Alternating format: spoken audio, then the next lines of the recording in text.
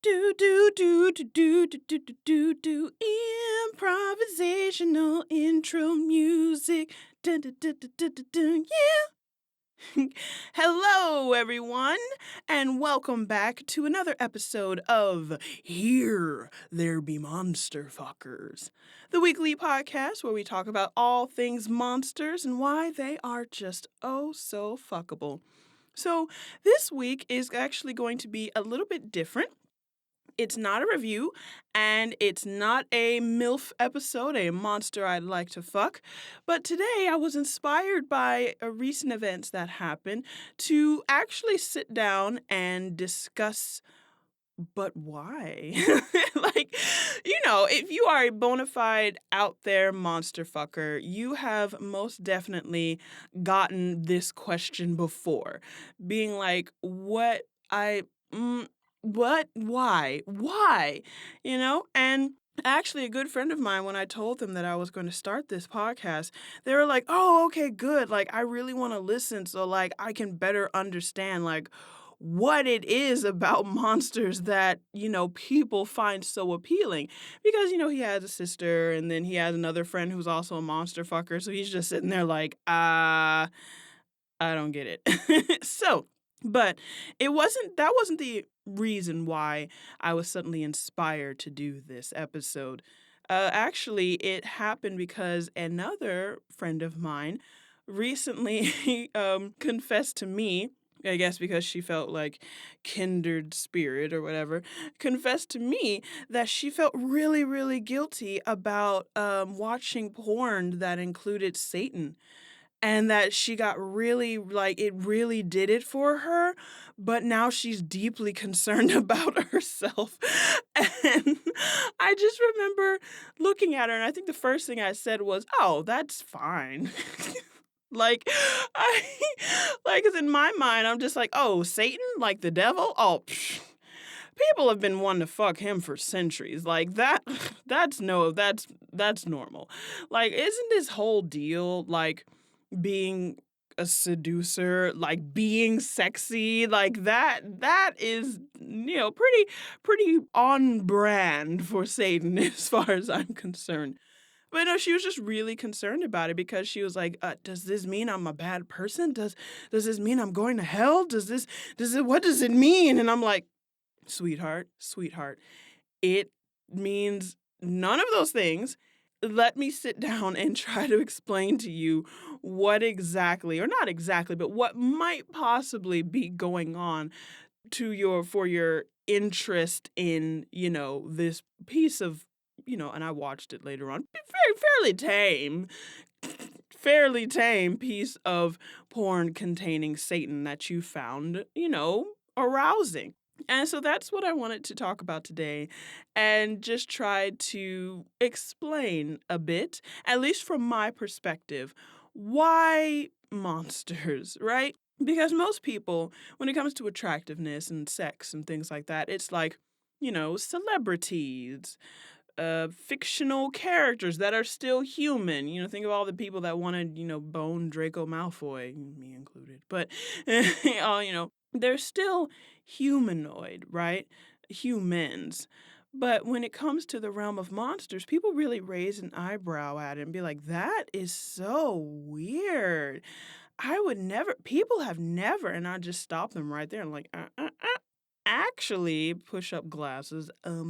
Actually, if you go through and look at just mythology and history around the world, people have been wanting to fuck monsters for as long as people have been peopling. Like, I believe I've said this before, but I cannot stress this enough because a lot of people seem to think that monster fucking is like this new age, weird, strange thing that people have just now started doing.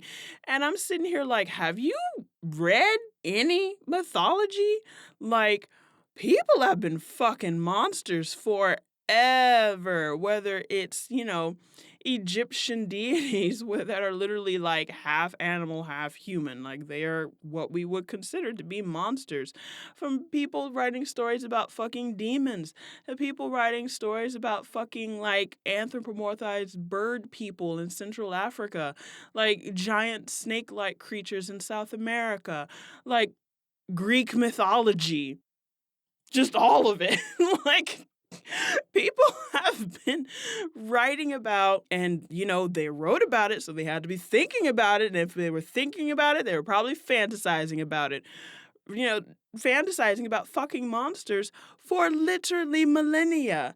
And if you want to come, well, those were primitive people in their crazy primitive ways. I hate that word, but that's just what some people, would say. And I'm like, well, look at modern history. Did you not read Bram Stoker's Dracula? That's a monster that fucks. Like, it's explicitly written to be very sexual in nature. And werewolves, come on now. Like the whole thing about werewolves and being fuckable is not recent at all. Like werewolves have also been sexualized for millennia, if we're going to be honest. So, this is nothing new. Nothing new by a long shot. But okay, well, let's go through and try to dissect this a bit more because people were like, well, just because it's not new doesn't mean that it's okay. And I'm like, all right, all right, all right, here we go. Got to do some heavy lifting. Um, so my friend actually put it really well, and I wanted to start off with what she said because I think it's a very good point that resonates with, on some level, with a lot of monster fuckers. And she said that monsters, I believe, are the patron saints of our blissful imperfections. And I was just like, holy shit. This is why I love you. Like, yeah, I wish I could be that succinct at times. But I really love this quote because she mentions the idea of blissful imperfections, the bliss and what makes us not perfect is a huge core element about what makes monster fucking or monsters in particular so appealing. Because finding the beauty and acceptance in the rejected and shunned is at the core, basically, of a lot of monster fuckers, whether they realize it or not. Because we often, and like I said, this is going to be a lot of generalization, and especially from my own perspective, but me, I have always been like a social outcast, right? I have never really fit in quite 100% anywhere. For some reason or another, I was kind of like just always on the outskirts. So whether it's because I'm black, I'm outskirts of that. I'm queer, so I'm on the outskirts of that. I have, different ways of viewing the world. I have ADHD. I have other disabilities, so I'm on the outskirts. I'm on the imperfect side of what society, believes, right? Whatever society believes, I am the opposite of that. I am imperfect, right? And so, in a sense, in our society, I am a monster.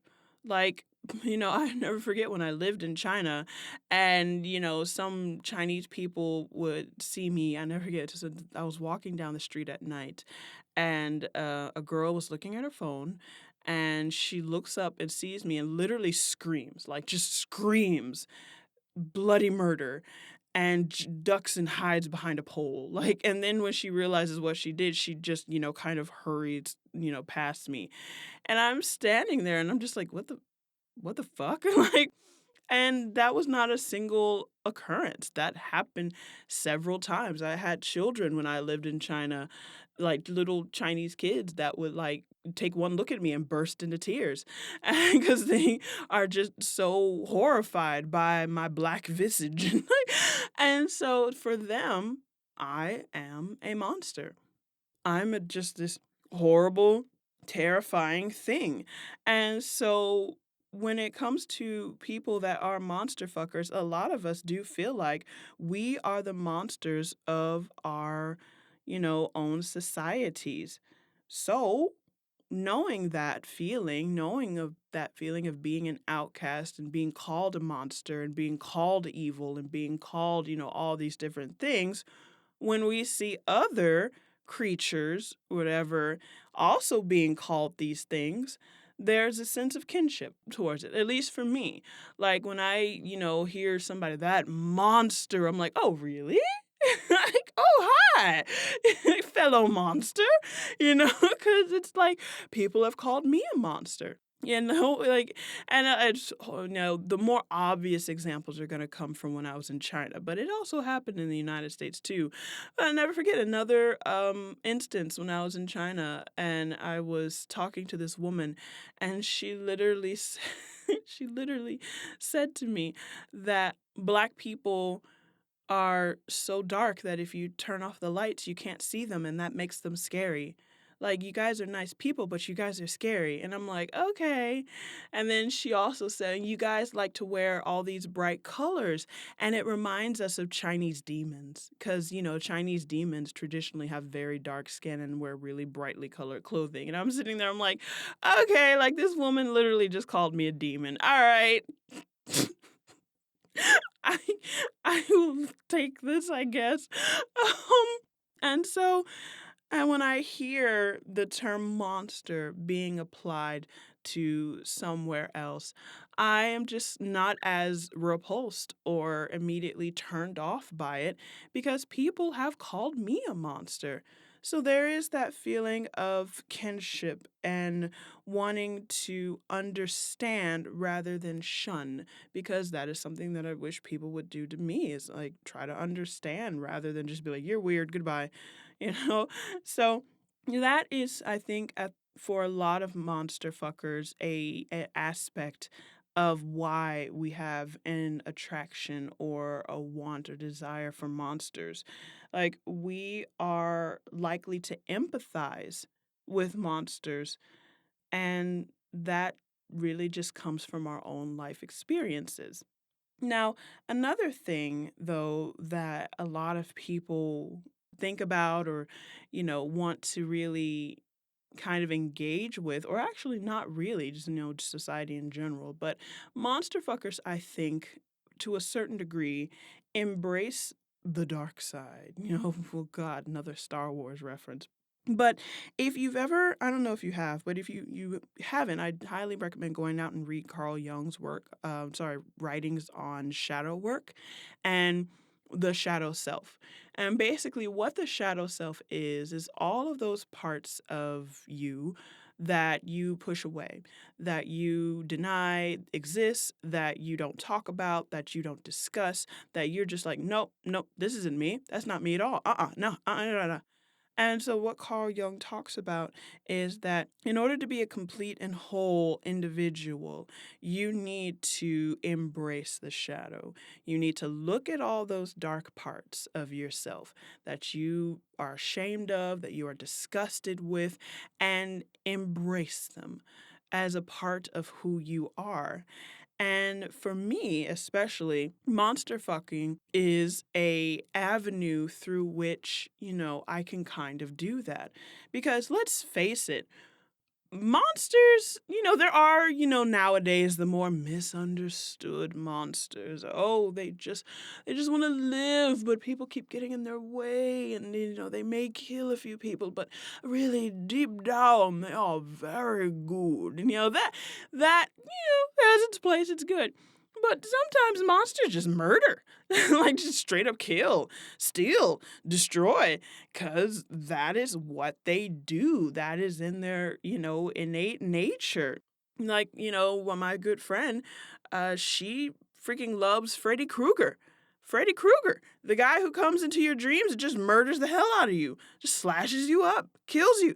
She also likes the it creature from It. Pennywise, yeah, that's his name. Pennywise from It. That's a demon. That straight up kills. Not just kills, but like kills children. Like, these are not nice, good creatures by any extent of the imagination.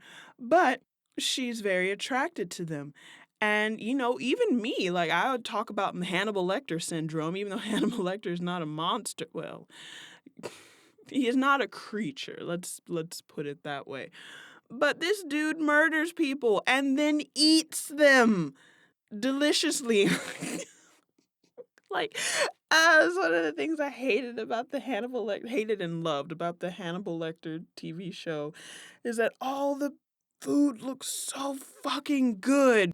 Like, I know it's a person, but goddamn if I wouldn't eat that person. If I wouldn't eat that person. And that's the thing. Like, that is a part of what, makes monsters so appealing is that they force us to look at these darker parts of ourselves. Why would I be 100% okay with eating a person like if it looks delicious? Why am I on board when, Pennywise fucking snaps a kid in half or some shit. I don't know. I haven't seen the It films actually. Like I don't like clowns. Not the monster I would fuck. Or like why, let's think of for me a personal example of like a horrible monster that I still find a xenomorph. There you go. I'd fuck a xenomorph. Why? They're made up of acid and they'd probably stab and they kidnap and kill people. Like why? You know? But when you sit there and you think about it, you have to understand that our own inner monsters, our own unspeakable wants and desires, all of that are reflected in the monsters that we choose. It's kind of like confronting your shadow self. So when I look at, say, I don't know, fucking xenomorph, I am forced to some degree reconcile with these darker aspects of myself, darker urges of myself, because sometimes a bitch just wants to go on a killing rampage. Like it's the truth, and I'm not the only one. Some people be like, oh, I could never take a life, it's too, and I'd be like, I want to shoot the fuck out of you. Like, and it's true. Like acknowledging these darker urges is at some degree healthy. Just being like, yes, I sometimes want to stab people. I sometimes want to shoot people. I sometimes want to drain people's blood and dance over their corpse. Like, does that make me a bad person? No, because I'm pretty sure everybody at some point in their lives has this urge. So, since I can't do it because, jail, I mean, there are other, there are moral reasons, I guess, but like sometimes jail is the biggest deterrent. Oh, God. But since I can't do it, I can at least through a monster vicariously come to understand and face the fact one that I do have the desire to do it, and two that that's okay and I can just get my cathartic release through watching a monster rampage and murder everybody in sight. Because it is. Sometimes, not sometimes, a lot of times when I'm watching a monster on screen and they just like murder someone, I'm like, "Oh, yes. Kill them good." Like, it feels good to revel in the darkness inside you. And that does not make you a bad person at all. It just makes you more aware.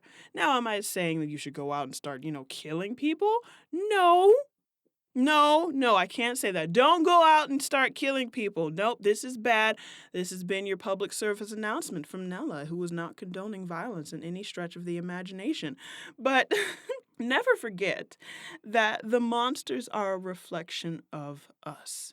And that is what I think subconsciously and consciously for a lot of monster fuckers are aware of is that I'm attracted to this monster because I have certain darkness tendencies, certain dark tendencies and leanings within myself. And by accepting this monster that does these things, I accept myself more. And so people will hear that whole explanation and be like, okay, yeah, all right, yeah, I get it. But like, why fucking though? Like, why sex? Why I they will be like, okay, I get it. Confronting the darkness within you, blah, blah, blah. That's cool and all that. But why do you want to have sex with it? Like, why are you physically aroused by it? That is I think for a lot of people, the cutting off point where it's like, you want to have intimate relations with this creature. Like, the fuck. And I'm just sitting there. I'm like, okay, okay, let's talk about this. The sex, okay? So, lust and sex for many of us is the ultimate act of letting go, right? Especially and once again generalizing, but especially if you are a woman, lust and sex and completely giving in to your desires is one of the most ultimate acts of letting go that we can achieve, right? Because our society in general really just puts such a restraint on sex. You can't do this, you can't do that, you can't do this. There's only a certain type of acceptable way to have sex. And if you're a woman, you live in this like weird dichotomy of we want you to be sexy, but you can't be too sexy. But you can't be too virginal because that'd be a prude. But you can't have too much sex because that'd make you a slut.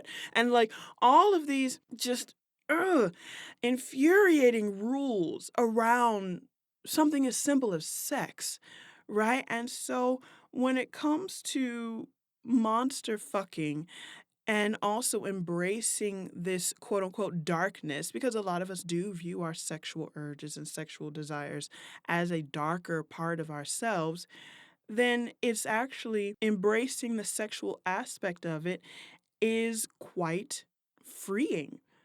It, or at least it helps lead you to on a road that helps you greater accept your own sexuality, right? Because complete surrender to lust or desire is complete acceptance of the self. You don't care what you look like when you're fucking a monster. You don't care if you have a silly O face. You don't care what your body looks like. Or on the opposite end of that, a monster doesn't care. A monster is going to fuck you because they are a monster. They don't care what you look like. They don't care if you're wearing makeup. They don't care if you have cellulite or body rolls or if your hair are dyed or if your nails are done. Like, they don't care. They're like, my dick needs a vagina. You are a vagina that I want, I will fuck you. And it's that uncensored, I was about to say unfettered, but that's not the right word. Uncensored, unrestrained desire that monsters portray that is very, very, very appealing. And so, for me at least, when it comes to monsters, understanding and like getting this feeling that a monster is just a creature that is out here to fuck, that, is going to do its thing. A lot of it also goes into like, unmasking or accepting primal urges. Like, hey, I just want to fuck. I wants to fuck a lot. Like, and just accepting that, especially as a woman, where it's like, oh no, you can't have too many sexual relations. And it's like, no, I want to fuck now. That's actually, if you don't know, that's from a YouTuber that, oh fuck, I need to remember his name, but he makes all kinds of stupid, wonderful songs. But accepting this primal desire within you and monsters help you do so. And so that is one of the reasons why, sex is so intrinsically linked with monsters. Just look at Dracula. That whole fucking book is basically sexual discovery and it's vampires. Even going read more recent Twilight. You can knock on Twilight all you want, and I will, and I have, and I can. But at its core, it's about sexual discovery, or at least discovering, your awakening of desires and things like that. Like, sex and monsters have always been interconnected because people have always been trying to repress sex. And can we just realize that that's not healthy? Like, can we move past this? I don't think so. We never will. But yeah, here's hoping.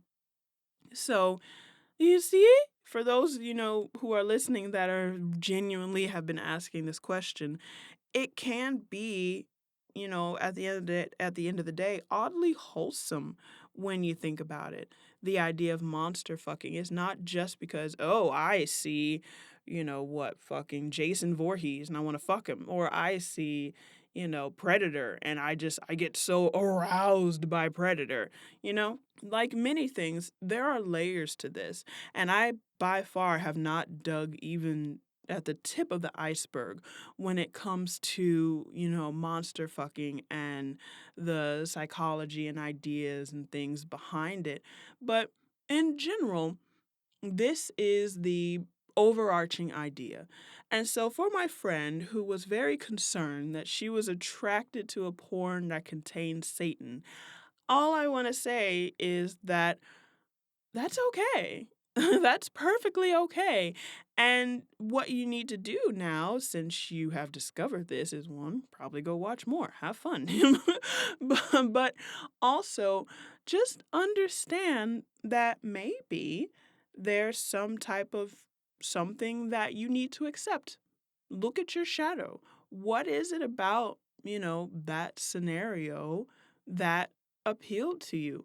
What type of darker aspects of yourself are you trying to run away from and hide from?